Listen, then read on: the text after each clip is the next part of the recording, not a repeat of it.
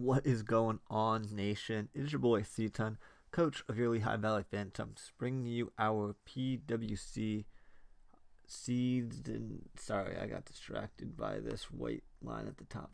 All right, our season 6, week 9, 8 or 9. I don't remember. It'll be in the video title.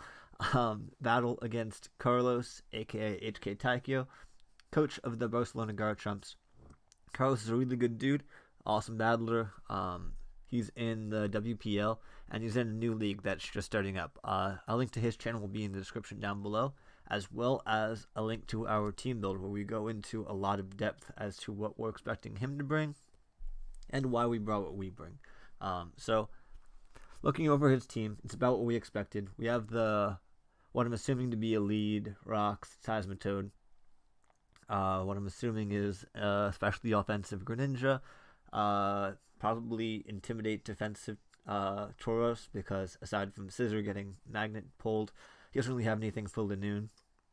And then obviously probably a bulky Scissor, and then his Tapu Koko, Alolan Raichu combination, which is absolutely deadly to my team. So getting into this, we have our dedicated lead in Stealth Rock Swampert. So right off the bat, we're going to do that. Let me just turn off the music real quick because I hate the noises that they make. So getting started, he ends up leading with his Asmatoad, and we lead with our Stealth Rocks Swampert. So turn 1, we get up Stealth Rocks. So this is a big moment in our season. That's right, people. I know what Stealth Rocks are. This is only the second time we have gotten up Stealth Rocks this entire season, I believe. At most, it was 3. But I felt like it was important in this matchup to ensure knockouts with likes of Lanoon, especially if it is a bulky Tauros with just max HP and max attack. If it's max HP, max attack, I guarantee kill after rocks. And other than that, like, nothing on his team really wants to take extreme speeds aside from Scizor. Excuse me. But now we're going to go for our Hidden Power Grass because we knew what this lead was going to be. He goes for a Toxic, which I don't mind because my Swampert is a support Swampert this week. So I don't really need it at full health. This turn, I go for the Earth Power, expecting him to switch out. I didn't think he'd go into his Scizor necessarily, but it's obviously a smart switch considering the rest of his team doesn't really want to come in on it. Greninja can come in, but it can't take out my Swampert. Tauros wouldn't appreciate an Earth Power, and Scizor, I guess, is his best play. With that being said, I expect his Scizor to outspeed me. So I'm expecting him to be at 241 speed to be able to outspeed a non-Choice Scarfed Magnezone. And my Swampert obviously doesn't have that much speed.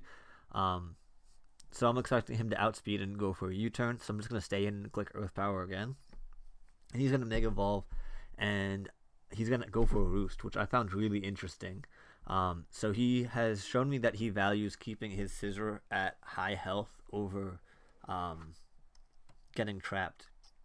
So I'm assuming he has a lot of attack investment to be able to, like, potentially one-shot my Magnezone. But I EV'd my Magnezone to be able to live pretty much anything he goes for, unless he's 252 Adamant Superpower. It's the only thing I don't think that will knock me out. So he's shown that he's going for Roost. I'm just going to go hard into my Magnezone now. If he U-turns on me here, he's gotten me. But he goes for another Roost, which is absolutely huge for my late game plans. I throw off a Scarf Hidden Power Fire.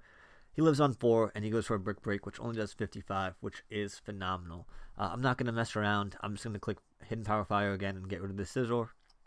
It's really important for the late game Lanoon. That looks very, very clean.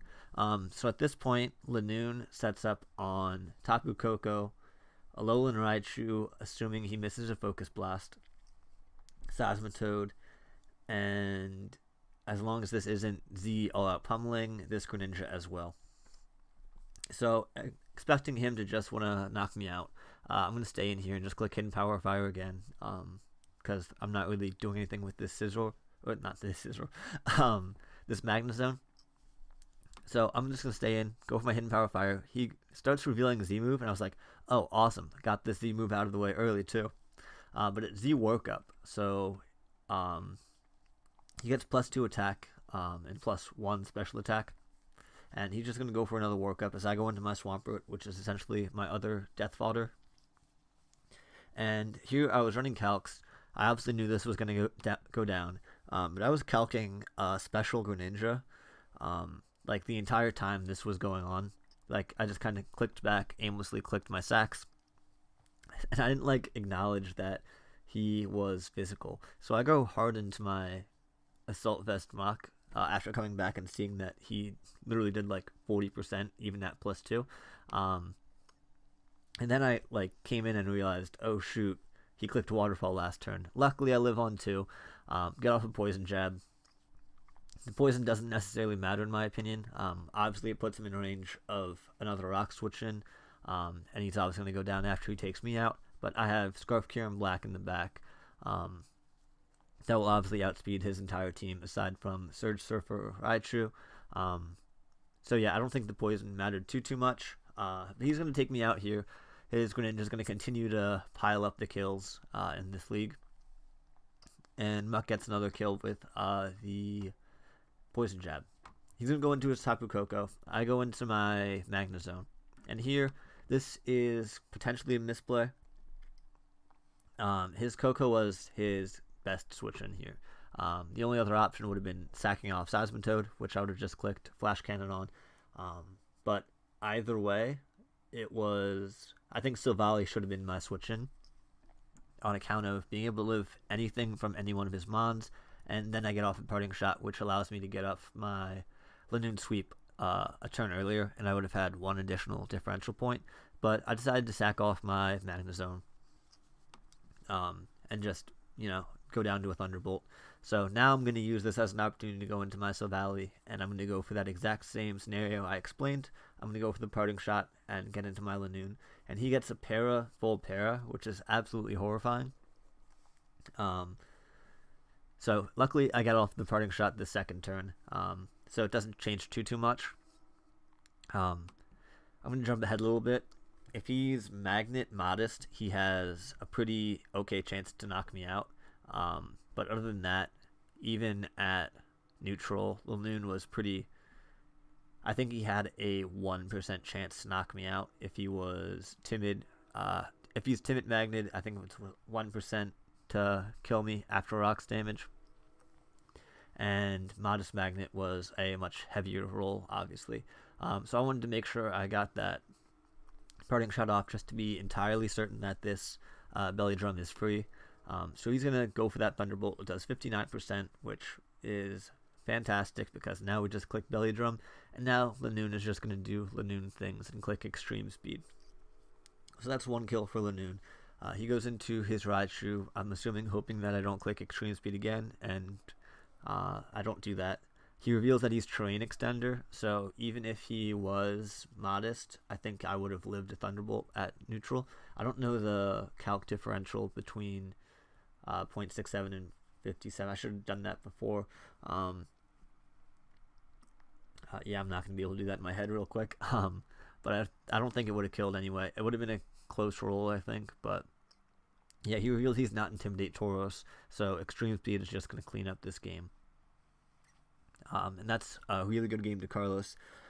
This puts him in a pretty unfortunate position in PWC because basically whoever won this game, if he won, he was all but guaranteed playoffs. If I win, I'm in a very similar situation. It depends what goes on in Dave's battle and what goes on in Justin's battle. Unfortunately, neither of them have battled yet, so I can't give any kind of insight on that. But we're in a really solid position to make playoffs. Unfortunately for us, our opponent, Dustin, had another literal free victory this time. Last week was a non-literal free victory because he actually had to play it, but he got a pretty easy 6-0. And this week, his opponent just didn't play. In both weeks, he asked somebody to do like a mock battle for his content, and in both weeks he lost. So yeah, Destin is going to have to actually battle this week. So hopefully we can beat him. If we beat him, we pretty much lock up the 1 seed. obviously we have another week after that. But yeah, I'm just kind of rambling on again. Really good game to Carlos. Please check him out in the description down below. Next week is a very, very big match in the PWC for him. And until next time, peace.